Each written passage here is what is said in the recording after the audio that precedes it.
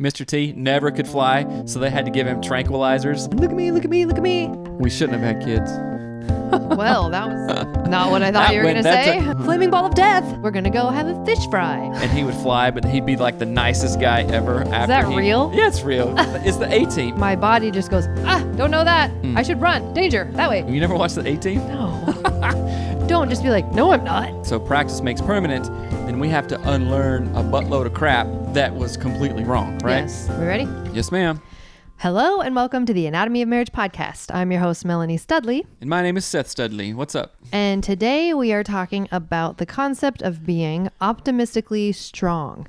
But before we start that, let's read the review of the day. Yes, here we go. I just now found this podcast, had to start from the beginning and get the feel of the series, and it has been great. From the beginning, I love the honesty of the people featured. It's very harmful to believe the Facebook versions of people's relationships. This podcast gets down to the reality and hits it head on. Very refreshing, very helpful. I have already recommended this to my friends and family and hope you will give it a try. Yes, thank you, D.S. Haley.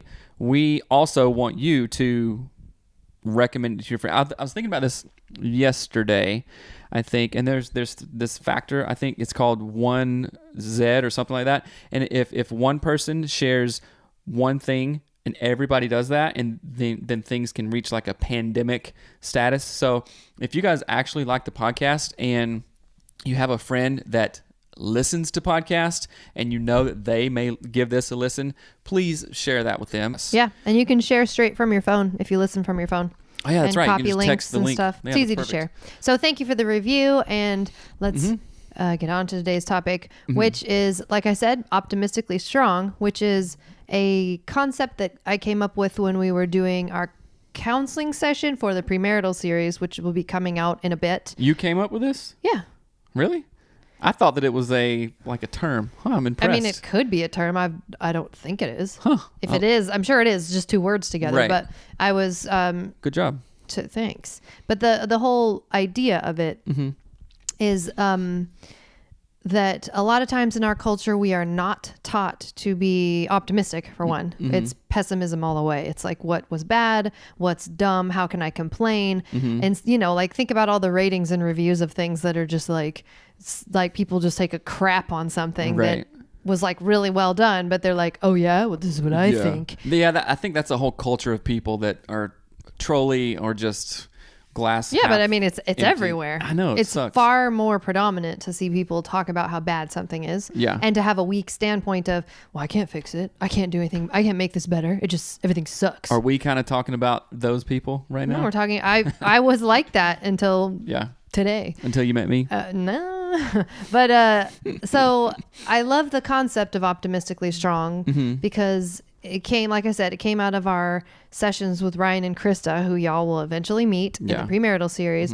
And I think it came from conversations around things like Krista feeling like a situation would make her upset with her fiance and she wouldn't know how to handle it. But her default was, I'm going to be pessimistic and I'm going to be weak. I don't know how to handle this. I don't know how to bring a solution, and someone needs to help me kind of get through it. She felt very disempowered, right? Yeah. Yes. Right. And so I want to talk about this idea and kind of give it life and speak it into this conversation because I think it changes everything of how you see stuff. And the first example I can think of is not a marriage example, but flying. Like, I hate flying. It terrifies me. But when I know I have to fly now, I'm just like, okay, how can I be optimistic? I love travel. Where am I going? Charleston? Rad. Where am I going? Denver? Awesome. And so I turn it to what's good. And then I think to my strengths, like, well, I know that it sometimes makes you tired to fly or you get dehydrated. I'm going to bring a water bottle and I'm going to get snacks and I'm going to sleep really well the night before. So I bring my strength and my optimism to whatever that situation is. So in therapy, we call that reframing.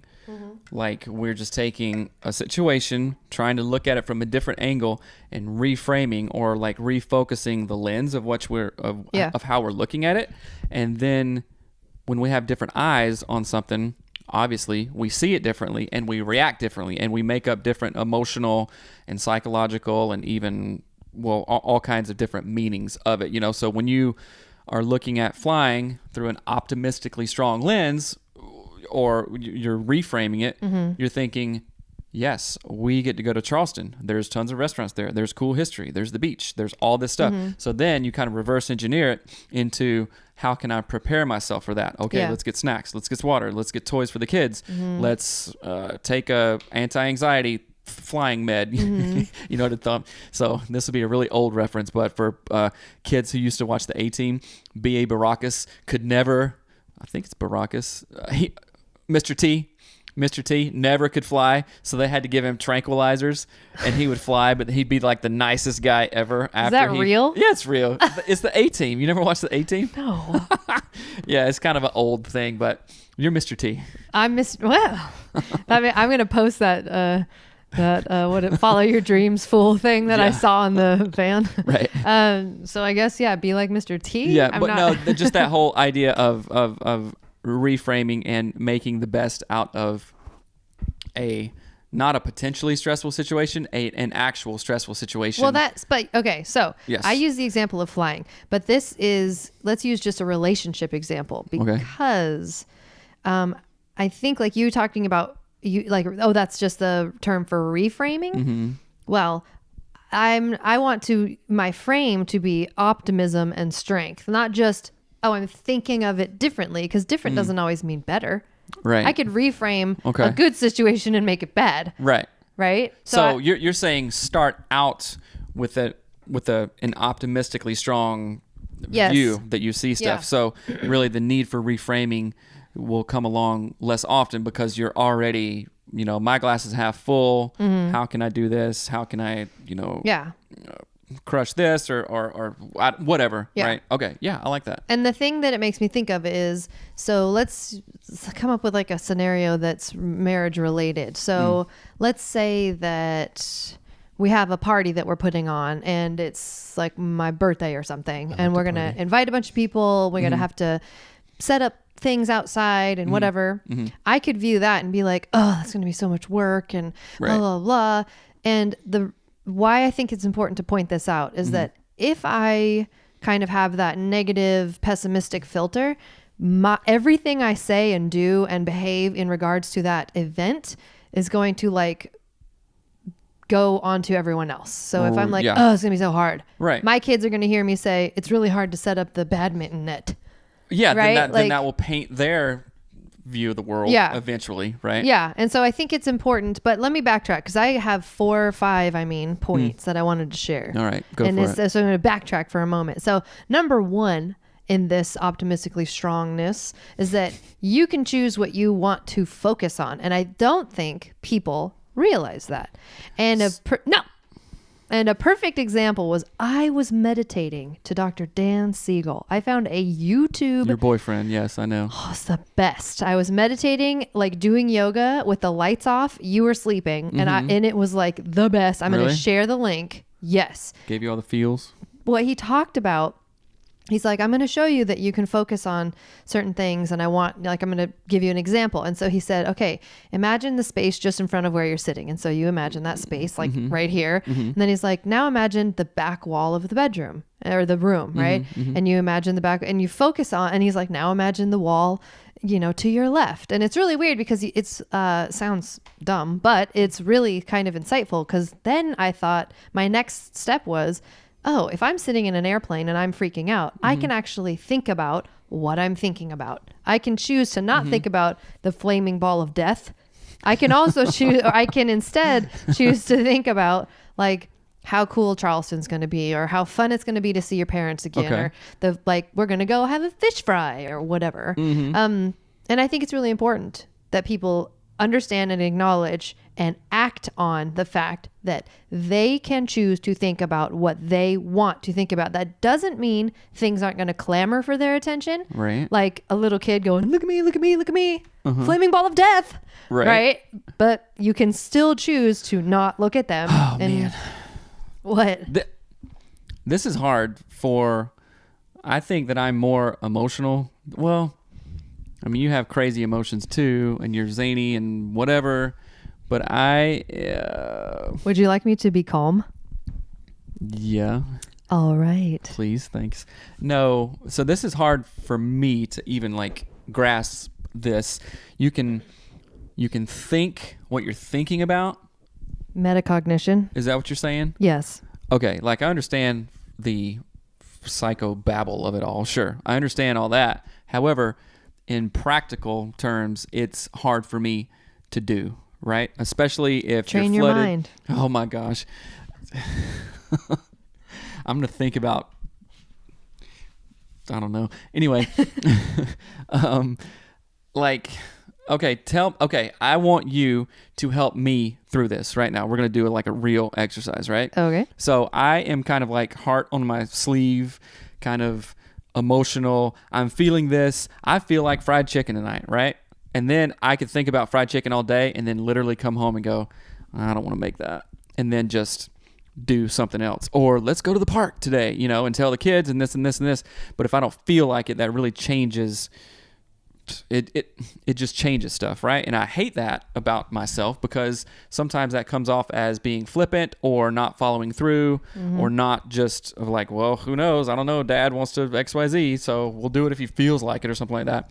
But you're saying you can choose to think about thinking and train your mind and all this other stuff that I don't even understand, which is unsettling to me. Why is it unsettling? Be optimistically strong. Define it for me right now. Like if I Googled optimistically strong and you did the Wikipedia entry on it, what would it say? Okay, so I came up with a sort of definition just now on the fly. Got to read it again though. It's for optimistically strong, being confident about the future and able to withstand great force or pressure. Right. Right? And so I'm not sure how that applies to what you were saying. So clarify, does that help you? Yeah, that does help me. And that kind of gives me a sub definition of being consistent and resilient and positive about the future. It's kind of like, oh, look at that mountain, metaphorically, our life is hard in our marriage right now. Do I think that I can climb it? And when troubles come my way and like whatever, I'm going to be able to do that, right? Yeah, so I guess it's less of a defeatist attitude and more like, there it is, bring it on. Yeah, and I think it sort of does two things. One, it gives you sort of an objective, like a goal for what you want. So in my relationship with the kids, if I'm going to be optimistically strong with them, it helps me weed out the things I'm not going to do. I'm not going to yell at them. Okay. I'm not going to berate them or belittle them or tell them they're dumb or ignore them. Right. Those things are not optimistically strong. So it takes out some of the bad options and leaves only the good ones to choose from. And then the other thing is, I can't remember what the other thing was. Well, you're going to be solution focused with them. Yes.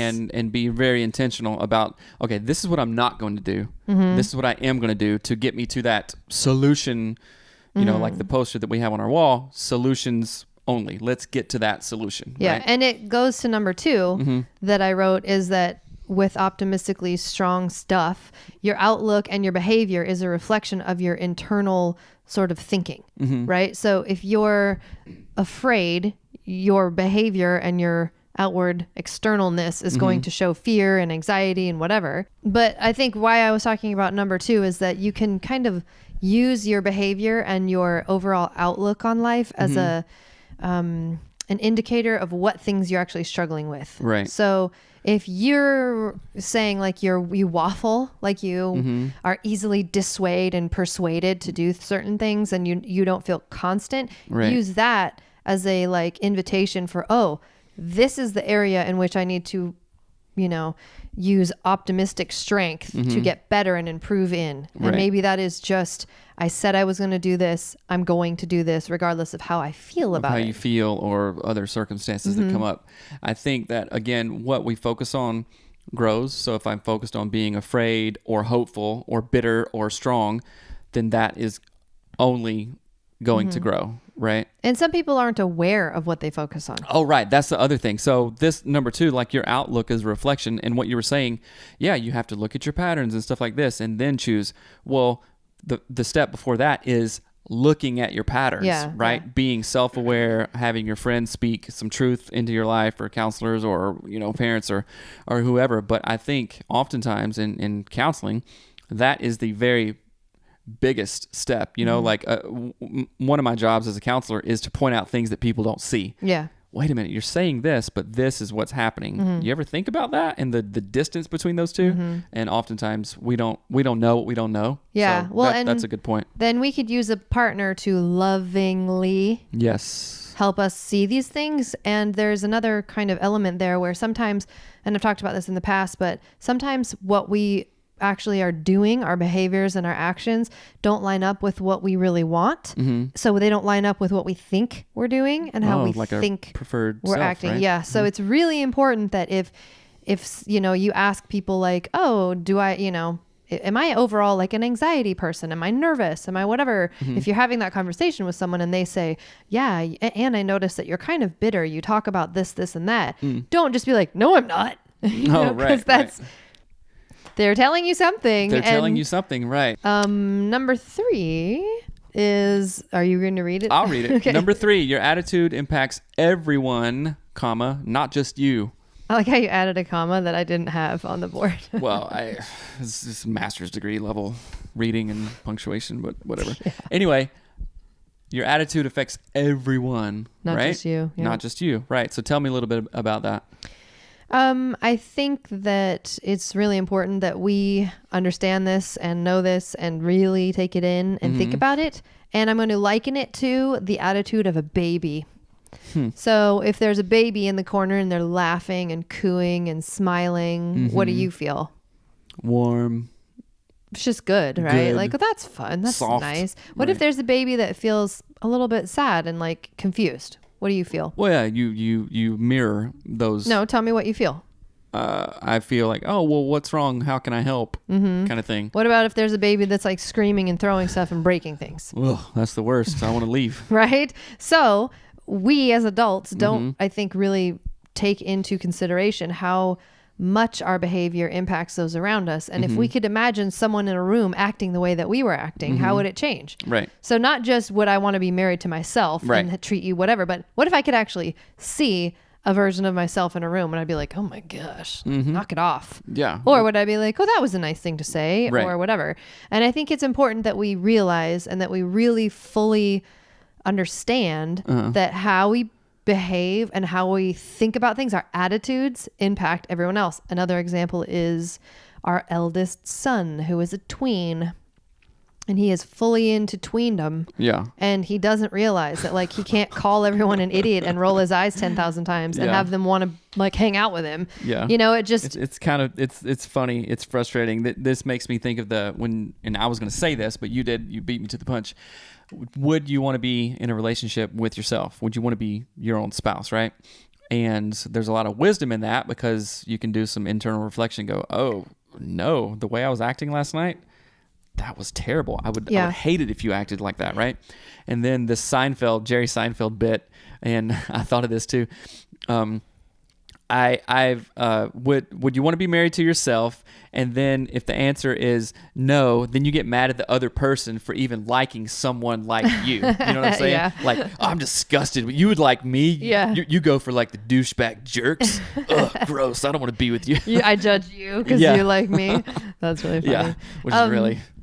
And then, okay, so then number 4 is, and I think this is really important because I would have thought this when I was, especially like 10 years ago or more, that the idea that being optimistically strong is not the same thing as pretending that everything's just going to be okay and being like naive or dumb. Right. It is a proactive positivity that can help generate the best in everyone.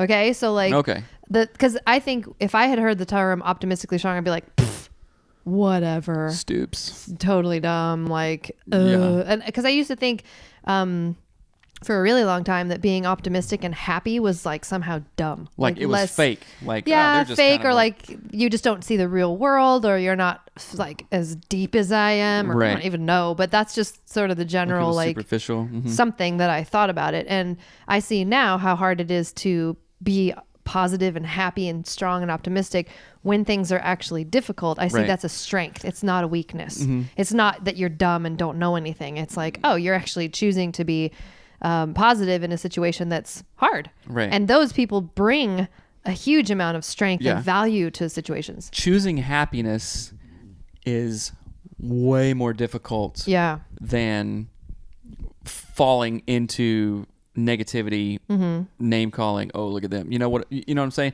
It's like everybody does that. Yeah. Right? Everybody gets mad. Getting mad or getting angry and getting pissed off at someone, that's the easiest thing you can do.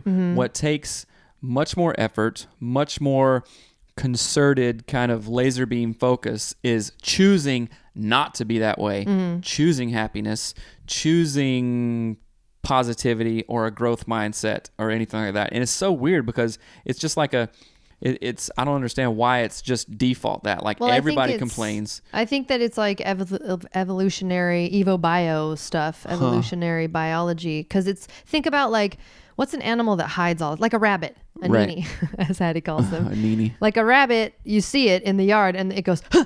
And then it immediately runs to like a little den or a burrow. It's afraid all the time. Well, that's a survival instinct. I know. Right? I think that's what we're doing. Like, that thing threatened me. It doesn't matter what it is. It could be a beautiful woman. It could be a person with a knife. It could be something I'm not used to. You know, like my body just goes, don't know that. I should run. I should say it's bad. I should tell everyone else it's bad. Like, danger, that way. Oh, okay. So then what fires together, wires together, right? So then as we grow, as we maturate, we have these neural pathways that are like, oh yeah, that, no. So at one point, I think it may have been a mild evolutionary instinct, at least in humans, because we're the top of the food chain kind of thing. But then what fires together wires together, we go. And of course, depending on family of origin and especially culture and Facebook online culture, what's negative is just... Well, and think about it's like the kind of what bleeds leads concept in news. If it bleeds, it leads. Yeah, that's what it is. And in movies and stuff. So think about, conflict is a thing people want to watch. And if there isn't conflict and tension in a movie, you don't watch it because it's boring. Right? Like, so we're taking these things in through media. It's like creating grooves in our brains of like, oh, that's how people behave. Oh, and I mean, I see Mariner our kids are doing this all the time because they're watching shows that are written by adults for young children where there's, or not young, like tweens, where every third character does this. Oh, nice one. Are we bad parents then for letting them watch watch shows? No, it's absolutely everywhere. Right. It's like rolling your eyes and being sarcastic is saturated in the media. Right. So then our kids pick it up and then they do it and then it becomes second nature and then they don't even think that they don't even know that they do it. Right. So it's that kind of idea that like the culture actually kind of lifts up tension and fighting. I think of any reality TV show. You're getting me upset now. We shouldn't have had kids. Well, that was not what I thought you were going to say. No, it's like, it's just too much. Well, okay. But anyway. Optimistically strong. Yeah. So then number 5 is you can do this and practice. Okay. Listen to this. Okay. This is listening. a Dorchestra quote. Dorchestra? Yeah, like orchestra, dorks. Oh, I get it. So you know how you hear the term practice makes perfect? Yes. No, my friend. Here we go. Practice makes permanent. So if you practice something wrong, you will permanently do it that way. Oh, okay. So it doesn't, if you don't practice it right, if you practice it incorrectly, if you practice lazily, if you don't practice all the way, you're going to remember that like half crappy version of practice thing that you did and it will be permanent. So practice makes permanent. So practice having an optimistically strong attitude about things. If it takes like feeling that initial thought and desire to complain or get angry or belittle or berate, stop, like have that initial thought, stop yourself and then go, what's the opposite of that? What is that? How can I unlearn? Because think about this. If practice makes permanent, like Dr. Claudia Groff Brown says, we are the university of family, right? She didn't say that. Somebody just the other day. Les Parrott said that. Whoever. And you said it totally wrong. Dr. Les Parrott said your home is your university of relationships. Oh, wow. Okay. Burn. Anyway. You didn't say it right at all and you quoted the wrong person. Okay. Get mad at me. Are you going to... Okay, you have to edit this out because I don't want people to think I'm, weird or whatever. Yeah, right. I don't care. Yes, It's going in the University pre-roll. of Relationships, right? So practice makes permanent.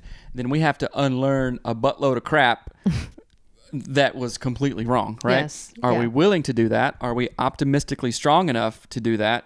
Do we want to do that? And can we look at that mountain and be like, oh my gosh, this is insurmountable, but then change our attitude around it and say, yes, we can. And the cool thing about being in a relationship, a long-term relationship, or being married, if you actually like your spouse, then you have a partner to help you in that. So you don't have to go at it alone. But let me say, it's interesting that you said that, because we get a lot of emails and comments from spouses, particularly women, Right. who say, I love the podcast. I've listened to every single episode, but I can't get my husband to listen, or my husband does X, Y, and Z, or he still does these lists of things. And this is what I would say to that, because I think that's fairly common.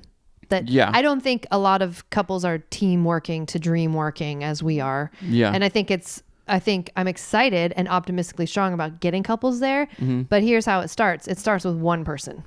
Yep. It starts with a single person. So you, my friend, may have to be the optimistically strong one for 6 weeks, 6 months, 2 years. Oof, that's hard. It might be so that. hard. It might take that. And and I want to say that on the sort of front end, because I Right. think it's important to not think just because I want to be optimistically strong does not mean Seth knows, thinks, cares, or gives two craps about being optimistically strong. He's not me. Right. Right. And so I was thinking a minute ago that optimistically strong is a mindset, and it's like a verb. It's like an action. An action word, right. It's how you view something, but also how you move through something, right? And it doesn't mean you're going to feel optimistic or strong all the time, but when you feel yourself like, oh, this really makes me sad, or I'm feeling down, or it's whatever, or I feel like it's not going to work, how can you kind of like pat yourself on the shoulder, give yourself a pep talk, and get out there and Say, be "Let's do this." optimistically strong? Right. So I love that point, because oftentimes I do that, and I tell this to my clients all the time. And if you're a client of mine and you actually watch, that's awesome. But self-talk, like I've told people to like pretend like you're talking on your phone, even if you're in public, and say, yo, you got this, you can do this. And this sounds, and it's so weird, I think I did a post about this, but even speaking this out loud, it sounds so lame to me, but I'm going to ignore that and talk Be through it. optimistically strong. That's right, girlfriend.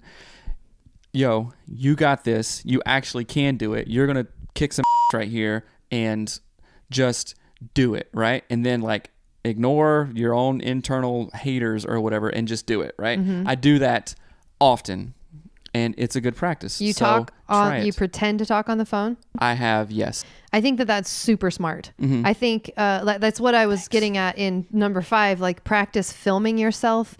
Or I don't think I even said that, but you can do this, and practice makes permanent. So film yourself if you need, give yourself a pep talk and keep it in your videos, like on your phone. If you need to watch it, watch it 5 times a day, or just listen to it, do a voice memo, listen to it, whatever. And get in the practice of becoming your own motivator, your own encourager, because we really need that. Like our Right. culture is telling us we're dumb, you don't make enough, you're not pretty enough, you're not smart We're enough. always comparing ourselves to other people. Yeah, there's an ocean of negativity and weakness that we're being fed all the time, all the time. And so we need someone to step in and encourage and whatever. And you're that someone. You are that someone for yourself, right? Yeah, you really are. And I think this has taken a motivational turn or whatever, but growing up forever, I always thought I didn't have whatever it was, that I had to go to church, that I had to, go to this seminar or read this book or listen to this show or whatever, that I didn't have it in myself, right? But that is, I don't know what it is. It's total bullcrap. I believe that God, Creator, has given us every single thing that we need inside. Of course, there's biological, anxiety, depression, that kind of thing. But on the whole, I think we're all born with that. Like, we are almost enough. Any relationship is just icing on the cake that helps bring the best out of us, hopefully in a good relationship. but you actually have it inside you. You know what? This is just a reminder to myself right now. I could be alone right now telling myself this, but you actually have it in you. You can do it. It's a mindset. We're going to have to unlearn a bunch of crap, and what fires together, wires together. Practice makes permanent, and we need to practice to unlearn some of the crap that we grew up with, like that, injuries or whatever that we got along the way, just like bad thinking. Like sometimes I call it just bad thinking. Not that you're bad, not that the thing is bad or whatever. That's just like, that's just bad thinking. The thinking around it is bad. That just doesn't make sense, right? Well, and I think too, just as we wrap it up, like when we have these things called mirror neurons, yes, right? And so if someone is crying, you automatically kind of feel like, oh, I should feel sad, right? Our bodies are wired to do that. So in that, if you present in your relationships optimistically strong, it's not only going to affect you, it's going to affect everyone else. And as you rise, as the tide rises, all the boats will rise with you, right? So it will take some time. But I think if I want to encourage everyone and myself and you, like, really lift yourself up with positivity and encouragement, and you can do it, and you can get through it, and you can get through it well. And if you're getting a divorce, can you get through a divorce really well? Yes, you can. And if you're getting, if you're having surgery, are you going to get better on the other side? Yes, you will. Like, how do you lift all that up? And it's by default, people around you are going to start lifting up, but you can't make them. I want to add something to that. So, when the tide rises, all boats rise, that saying, right? So when you do good, I do good, theoretically, right? Yeah. However, if we are coming from a poverty mindset, like I've caught myself being jealous when like other friends' podcasts do good or whatever, or like, oh man, they got a promotion, like, oh, and then it gets in this whole comparison thing. So that's coming from a poverty mindset. So not every time when the tide rises, all boats rise. Sometimes it rises. I know. I see you. I'm listening. You in the back. I see you have your hand up. I'm listening. That is not always true. I think people need to break through the idea of poverty mindset and actually be like, oh yeah, okay, if this is good for them, it's good for me in a good way. And then I start thinking about like the positivity of love and everything. But and you just need to be optimistically strong about everything. Just because someone else succeeds does not mean that you're dumb. I know. Like just and I'm saying and you cannot keep yourself down because you're worried about the poverty mindset of the people around you. Right. That's the thing I see people doing is they're like, oh, if I'm succeeding, then they're going to feel bad. And it's a cultural thing. Women do that a lot. Oh, they don't want to talk about what's good. So we talk about what's bad. Right. Because I don't want to feel like I make you feel bad because I have something better than you do. And I'm going to complain about right. So it's that. I think that's an empathetic feeling also. Like, we're getting so off track, but yes. It's okay. This is hilarious. And maybe this sounds arrogant or whatever, but I'm like thinking, you know what? We should really, really do a conference because we got a lot to talk about. I know. Well, it's not that we should. We are going to. Well, when we do, it's going to be awesome. It's all I want to do, really. It's all I want to do the podcast, but conferences, man. That's right. Oh, okay. Live so events. One thing, as we wrapped it up, thank you guys. I know we've been all over, but that's okay. I hope it gives you a lot of fodder for questions. Email us at anatomyofmarriage@gmail.com. And two things I want to promote really quickly. If this is helpful for you, like we say it every time, I am a licensed marriage and family therapist. I do sessions, private sessions in person and stuff, and those are really expensive, and this is for free. So if you consider this to be marriage therapy, individual therapy for you, please go to patreon.com/anatomy of marriage and just get on the donation list. You can do a one-time thing or, $1 a month, $2 a month. Yeah, like literally, if this is helpful for you, this is another cool thing about podcasts. You can listen to or support anything that you want. It's like public television, right? So yeah, and just do it. And by donating, it's not like we need money. We need money to be able to help Anatomy of Marriage do things. Right. Do events, have merchandise to sell. Like that stuff isn't free. Like we have to pay for it. So if you want an event and you want us to come to your town and you want us to do whatever, like that's the kind of incentive that we need, is actually just financial support to make the gears behind stuff start moving. That's right. So, and even talking about like a church tour, if you want us to come to your church and our beliefs are aligned, email me or Melanie, anatomyofmarriage@gmail.com, and we can do that like a couples night kind of thing. Also, we are super excited to continue to be promoting marriagesupply.com. Go to marriagesupply.com and enter promo code, I always forget it, 10 from AOM. 10 from AOM to receive 10% off of your full order. If you don't know what it is, it's a totally classy, clean website for marriage things to hopefully marriage enhancements to increase connection and pleasure in your relationships. That promo code ends August 31st. Yeah. And then finally, please rate and review the podcast on iTunes if you haven't yet. That's right. Not only does it feel really good to us, but it actually helps us keep a pulse on what you guys think about the podcast, how it's impacting your relationships. Yeah. And it's a really great resource for people to find the show. It helps rise our numbers up. We get higher on the chart, and people to find the show and know that it's worth listening to. So thank you so much. That's right. Thank you so much. Thank you. And have an amazing day. Bye. All right.